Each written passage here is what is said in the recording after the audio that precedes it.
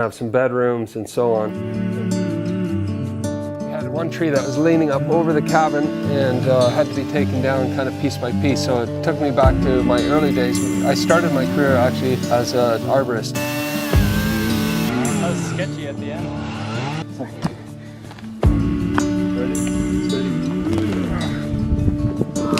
Have any luck catching the big one?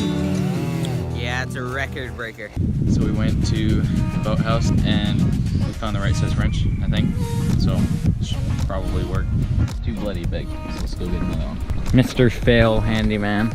The first step was to scrape off as much old paint as possible. Ooh.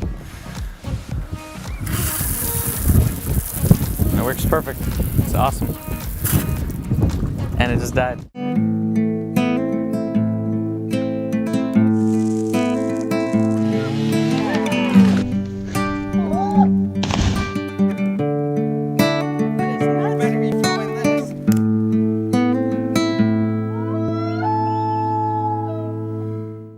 Welcome to another episode of The Epic Family Road Trip.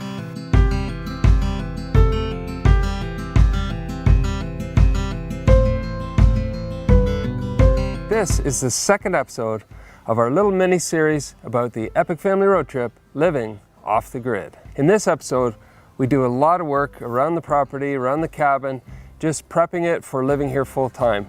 Over the last 12 years or so, we've been coming up here, but just really for a weekend at a time. Sometimes we'd stretch it as long as a week.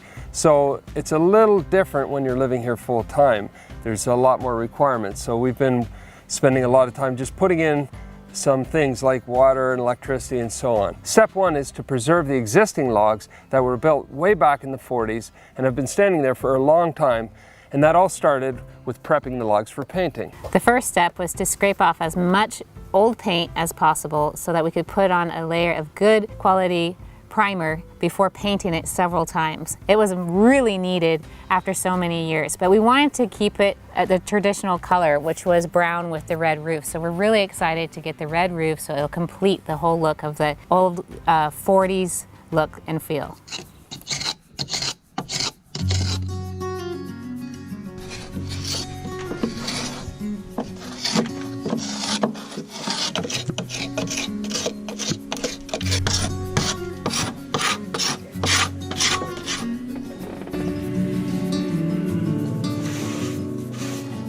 We're just screwing off all these and everything that's along this wall so then we can scrape down off the paint and repaint the walls.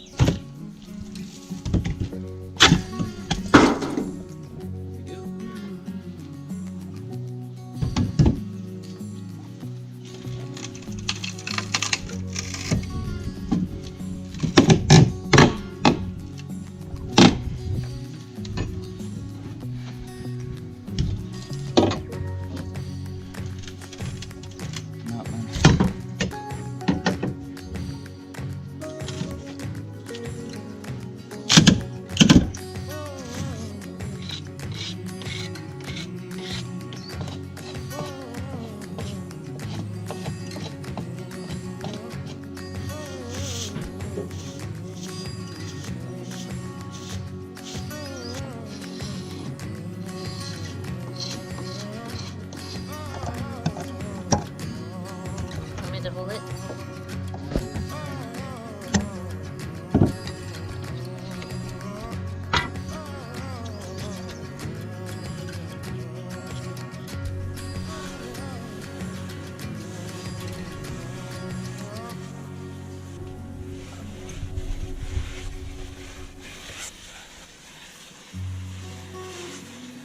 Weathering it too thin.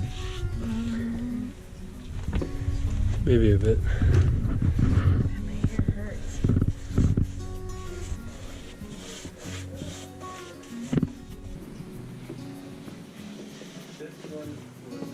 Built along with a lot of the other ones.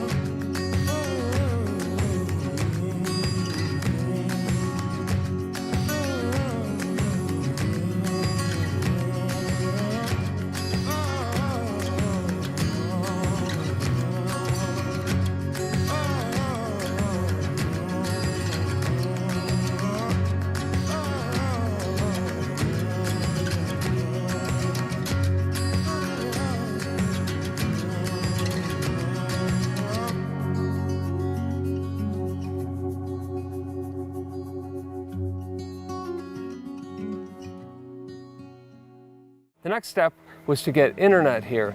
Now we're off the grid, there's no wires of any kind coming to the island. We generate our power remotely, but there is such a thing as satellite internet nowadays, and that's awesome.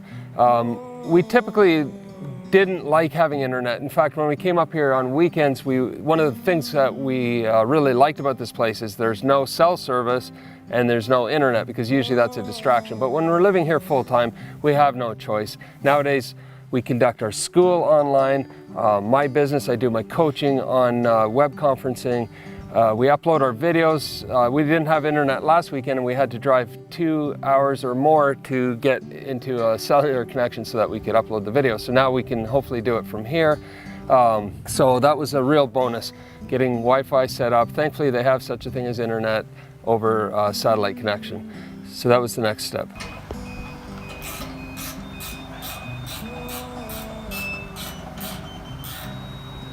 Next, we set up a do-it-yourself, very cost-effective home remedy water system. Now, we were bringing buckets from the lake to the house back and forth, and we thought, enough of that, we got to get creative. So check out what we came up with. I think for a few bucks you can set up something similar at your cabin. When we finish the addition to the cabin, we're going to have a more permanent water supply there. But for now, this is what we've come up with. It is a great do-it-yourself, cost-effective, but temporary water system. Let me show you what we got. So we just got a simple submersible water pump. It's about 70 bucks. We got a couple of hoses which connect up to where we want the water to go, and an extension cord. And all you do is put this in under the water, connect it to the extension cord, and it runs running water at pretty good pressure. Everything is about 100 bucks, so it's a super cheap, good way to do it.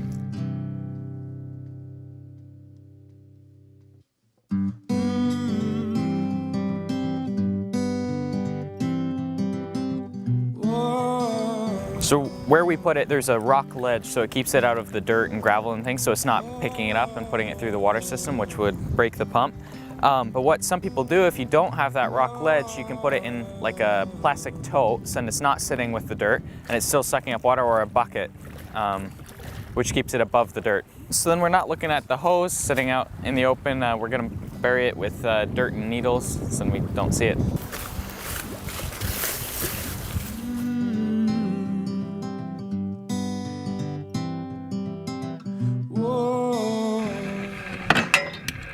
Okay, now we're just hooking up the hose to our already existing shower head.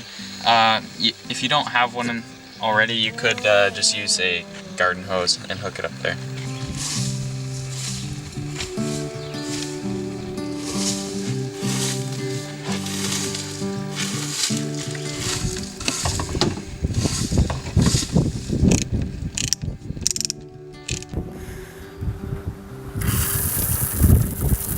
It works perfect. It's awesome. And it just died.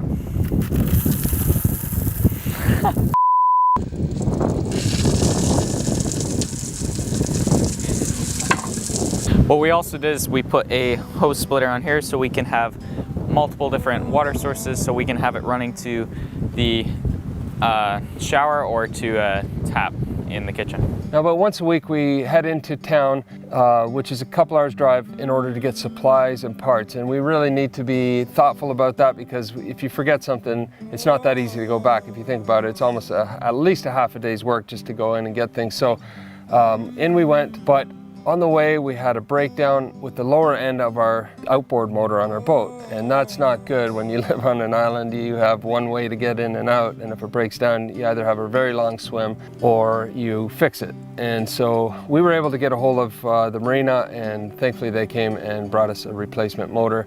And then we went into town to get our motor fixed. Now, they are backlogged because this time of year, so it take a couple of weeks before they can look at it. So thankfully, in the meantime, we have a loaner motor, so we can get to and from the island. We do have another boat, but it's still stored down south, and hopefully we get that up here in the next week or so, because it's important to have a backup. Hold up the engine. Hold it all the way back.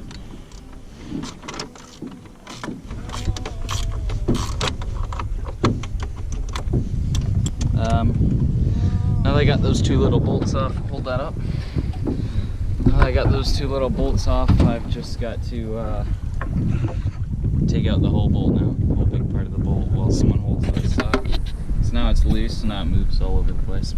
So we went to the boathouse and we found the right size wrench, I think. So it should probably work. It's too bloody big, so let's go get another one. Mr. Fail Handyman. So after like 4 failed attempts, I finally found the right wrench. So we're just gonna loosen all these bolts off and then take the whole thing off and put that new one on.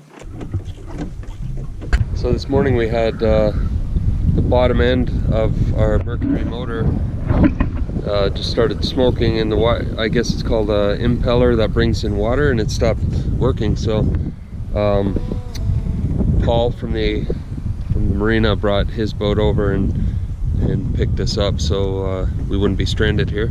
Now the boys are taking the motor off. We're going to take it into Mercury to get fixed, and in the meantime Paul from the marina also lent us that Honda there, and hopefully we can get that installed on the boat so we're not swimming back to the mainland.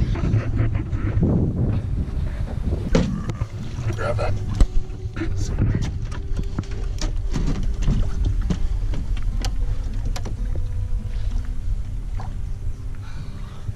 heavy.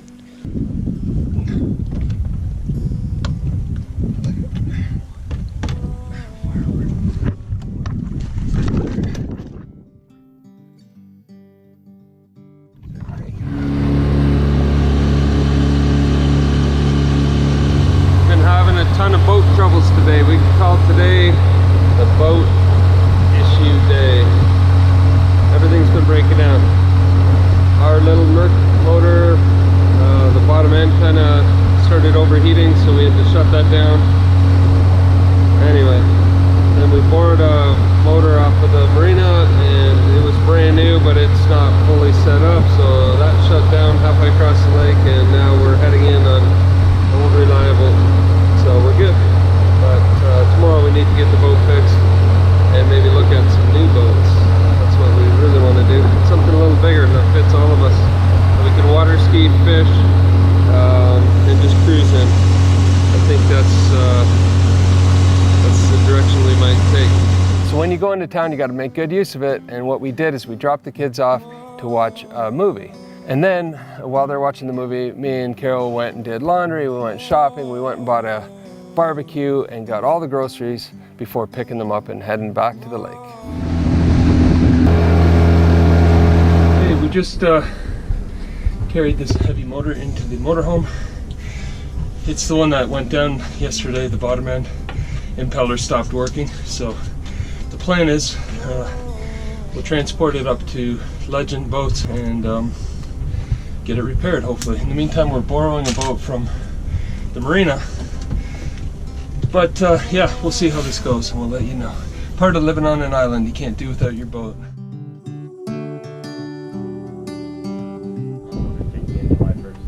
Oh, I thought that didn't come in until next year. It's July 1st. When we'll make it work, or we'll take this in the back and make it work. Okay.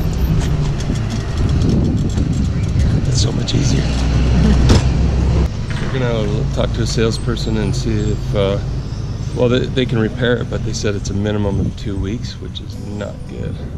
So I'm gonna look at what it would cost to buy a new one and trade this in, because it is getting a bit old, and reliability, as we're finding out, living on an island, is reliability is everything, unless you have always a backup boat, which we don't at the moment. So yeah, let's go see how much these things are.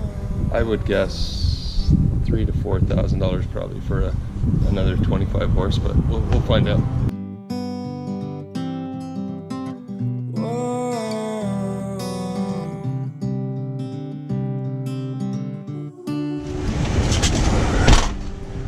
Got us a new barbecue, some more paint, something every day, something new every day, something new and exciting. Hopefully, yeah, everything wears out eventually, and our old barbecue wore out. It was just a cheapo, one of those $149 ones. I think it lasted 2 seasons, but now that we're up there full time, it's a different story, you know what I mean? Doing a lot more usage. Yeah, so we got a good quality Napoleon barbecue.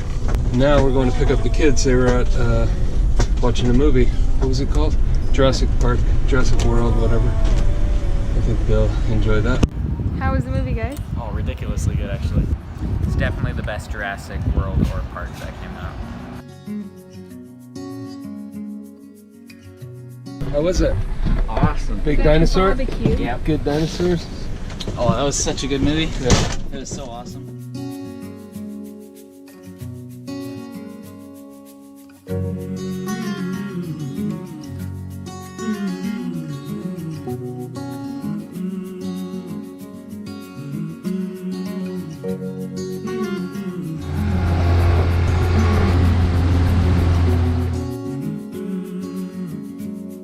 Trucked all the groceries across with Carol and Caroline, and then I came back to pick up the boys, and we got that big barbecue there, and the rest of the groceries, and now we're heading back in. Island living, we're just getting used to it. You know, we used to just come up on the weekends or every couple weekends, and so we'd truck in what we needed for the weekend, but when you live on an island, there's no just running down to the store. It's really a full day event, so I think we got everything we need, and we're heading in.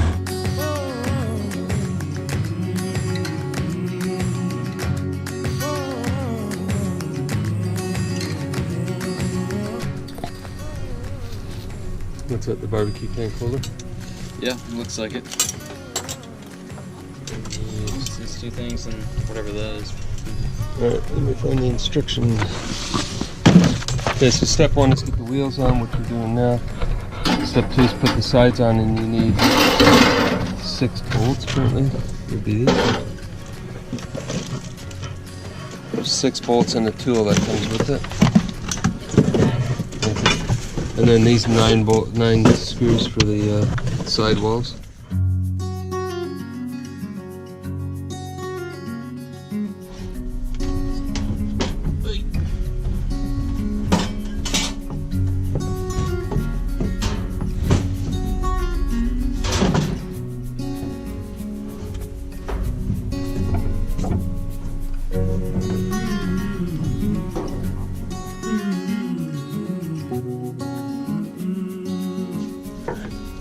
There. Keep that little one in the middle.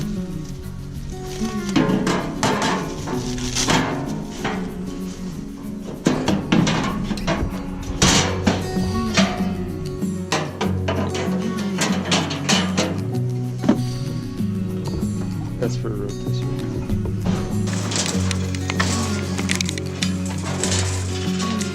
Nice. Good job on the painting.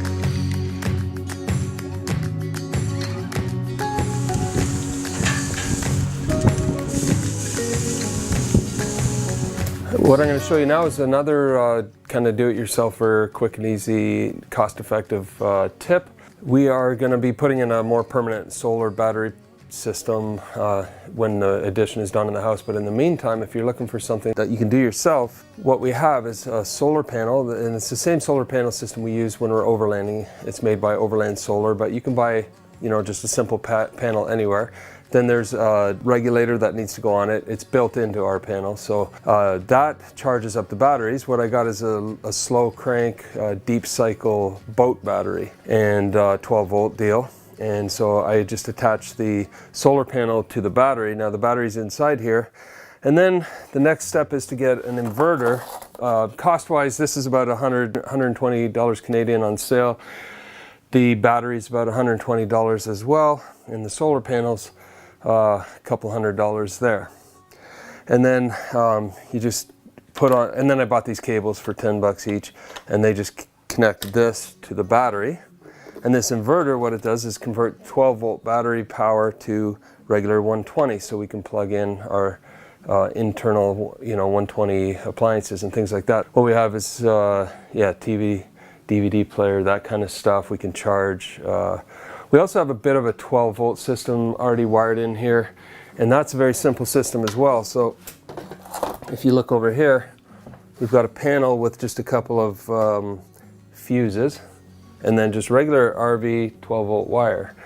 and that wire just runs around to a little electric RV light. So that's how it works. Now let me just show you, and I'll set it up real quick.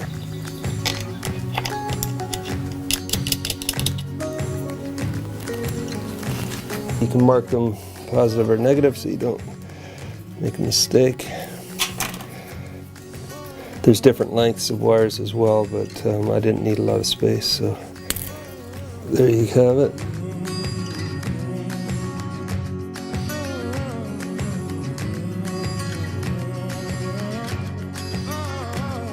So this little 12 volt system, basically you just clip it on, negative, positive, and it runs up. So now we've got this little 12 volt RV light, and boom, it's running off the battery, and the solar panel's charging up that battery. So very, very simple. Now I'll show you how to get it to 120 for bigger appliances.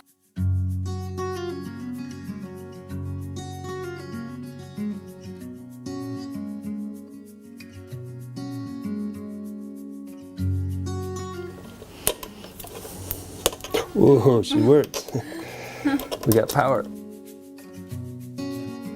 Okay, so now we've got the inverter hooked up. We just ran positive to positive, negative to negative, and now we can go ahead and plug something in. So I'm going to use this extension cord just now to demonstrate, but let's show you how it works. So you turn it on here, and it's got a nice gauge to show you how the battery's doing. And I haven't got the solar hooked up yet, but this is like onto the battery yet, but this is the system we have. You can also permanently put it on, so negative on negative, positive on positive. So now the battery's being solar charged. Now you just go ahead and plug in an appliance. So now you just plug in and you got power. So very simple. It's a few moving parts, but not that expensive, and you've got yourself some nice solar power. And like I said, you can run TV, DVD, quite a few things. I'm sure we haven't tested it too thoroughly, but I'm sure at some point, you know, you can overload the system, so you've got to be careful. The only other way to get more power, I think, would be to get two 6 volt, large 6 volt deep cycle batteries that they use in golf carts and cross them together. You'll still get 12 volt, but I think it'll last a little longer. But in this case, with that powerful solar panel and that battery, I think we're in really good shape. So free power, you don't have to run a generator and waste gas. So what we're using here is a portable solar panel made by Overland Solar. This is something we can pack up and take on the Jeep. In fact, it's 3 panels. I'll flip it around so you can see the back end of it. And it's got these handy stands, which you just pop down. It's got the controller here, all built into it. And then a long cable. And like I said, this just folds up into a very small package, and we take it wherever we go. We're gonna obviously go with a more permanent setup later, but this for now is very, very handy, especially for up at the cottage. We can just move it around with the sun as well. So the sun is from this direction right now, and so we'll just set it up right here. It works wonderfully. This week was mostly working, setting up, getting things ready, but you know what? It was cooler when we got here, and so thankfully we did a lot of that work in the cool, because man, it is summertime now. It is really getting warm. It's in the 30s Celsius, the high 80s Fahrenheit, and it's only going to get warmer. So we didn't have much time for swimming and doing water sports, but we did get out on the paddle boards a little bit, which was a lot of fun.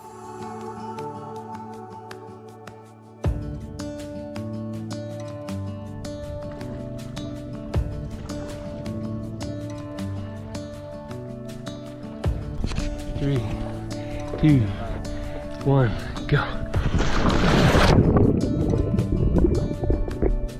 Not bad. Thank you to our 17,000, we just hit 17,000 today, subscribers. It's awesome to have you guys on board, and thank you for all your love and support. Happy Canada Day to all the Canadians that watch our show, and that's coming up this weekend. And as you may not know, my better half is American. All of us, we're half Canadian and half American, and to all our American fans and friends and everybody down there, family, happy 4th of July. We celebrate both, and because July 1st is Canada Day and the 4th of July is the 4th of July, you probably figured that out. we celebrate both, and it's a lot of fun, and a lot of fireworks go off, and we have a really great time. And I hope you all have a wonderful long weekend as well. We hope you enjoyed this week's video. Stay tuned for next week as we come with episode 3 of our mini-series of the Epic Family Road Trip, Living Off the Grid. And in the meantime, We'll see you down the road.